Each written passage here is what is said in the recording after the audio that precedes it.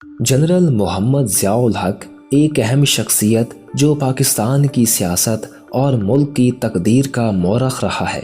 उनका किरदार न सिर्फ पाकिस्तान में बल्कि पूरी दुनिया के लिए एक मुतनाज़ शख्सियत के तौर पर समझा जाता है। आज हम उनकी ज़िंदगी, उनका किरदार और पाकिस्तान के लिए उनकी खिदमात पर एक नज़र डालेंगे। जनरल ज़ियाउल हक 12 अगस्त 1924 को जलंधर, बरतानवी हिंदुस्तान में पैदा हुए। उनका ताल्लुक एक गरीब लेकिन मजहबी ख़ानदान से था। उन्होंने अपनी तालीम सेंट स्टीफंस कॉलेज, दिल्ली से हासिल की और 1943 में बरतानवी इंडियन आर्मी में शमूलियत इख्तियार की। भारत की तकसीम के बाद उन्होंने पाकिस्तान आर्मी में शामिल होकर एक अहम फ़ौजी सफ़र का आगाज़ किया। ज़ियाउल हक ने अपने फ़ौजी कैरियर में बहुत सी कामयाबियां हासिल की। उन्होंने 1965 की पाक भारत जंग में हिस्सा लिया और 1973 में लेफ्टिनेंट जनरल के ओहदे तक पहुंच गए। 1976 में उस वक्त के वज़ीर आज़म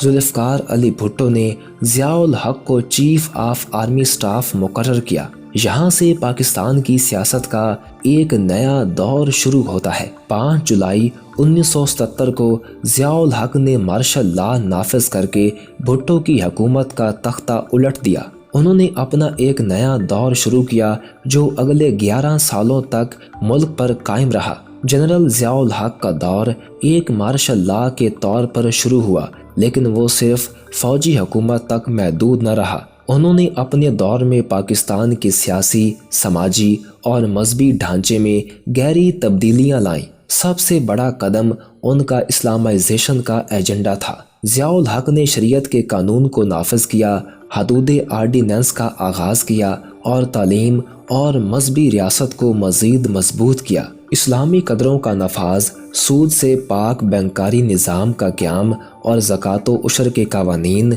उनकी इस्लामी पॉलिसी का हिस्सा थे। यहाँ तक कि उन्होंने इलेक्ट्रॉनिक मीडिया पर भी इस्लामी तालीमात को फ़रोग़ दिया। ज़ियाउल हक का दौर सिर्फ मुल्की मामलात तक महदूद न रहा, बल्कि उन्होंने बैनुल अक़वामी सतह पर भी पाकिस्तान का किरदार मज़ीद मजबूत किया। अफ़गानिस्तान में सोवियत यूनियन के खिलाफ जिहाद उनकी खारजा पॉलिसी का एक अहम हिस्सा था। उन्होंने CIA और दीगर मगरबी ताकतों के साथ मिलकर अफ़गान मुजाहिदीन की मदद की, जो बिलाखिर सोवियत यूनियन के खिलाफ जंग में पाकिस्तान के लिए एक फ़ायदा मंद किरदार अदा करने का सबब बना। लेकिन इस जंग का असर मुल्क के अंदर भी नज़र आया। बढ़ते हुए हथियार, मदारस का फ़रोग़ और अफ़गानिस्तान से आने वाले मुहाजिरीन मुल्क के मुआशरती ढांचे पर गहरे असरात डाल गए। जनरल ज़ियाउल हक का दौर मुख्तलिफ तब्दीलियाँ लेकर आया, लेकिन उस दौर के साथ बहुत से तनाज़ात भी जुड़े हैं। अक्सर लोग उन्हें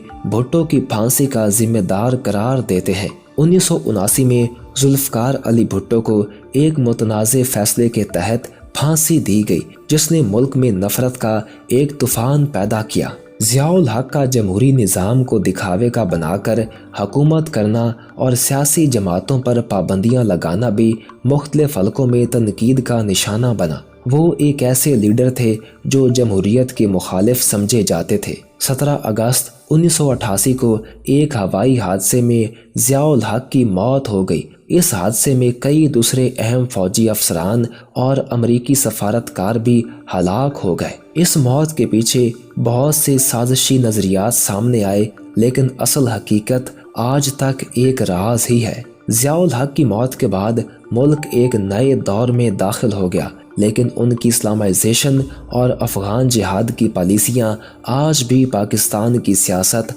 और समाजी ज़िंदगी पर असर अंदाज हो रही हैं। जनरल ज़ियाउल हक एक अहम शख्सियत रहे हैं जो पाकिस्तान की तारीख का एक मुनफरिद पहलू बन गए। उन्होंने अपने इक़्तिदार के दौर में फ़ौज, मज़हब और सियासत को इस तरह जोड़ा जो मुल्क की तकदीर पर गहरे असरात छोड़ गया। उनके हामी उन्हें इस्लाम का मुहाफ़िज़ और सोवियत यूनियन के खिलाफ जंग का हीरो मानते हैं, जबकि उनके नाक़दीन उनकी जमहूरियत के मुखालिफ पॉलिसियों और सियासी दबाव को उनका सबसे बड़ा मनफी पहलू समझते हैं। आज भी ज़ियाउल हक का दौर एक बहस का मौजू है जो पाकिस्तान के मुस्तकबिल पर गहरे असरात रखता है। ویڈیو پسند آنے کی صورت میں ویڈیو کو لائک کر دیں اور ہمارے چینل کو سبسکرائب کر دیں اور ساتھ ہی بیل کے آئیکن کو پریس کر دیں تاکہ نئی آنے والی ہر ویڈیو آپ کو ملتی رہا کرے۔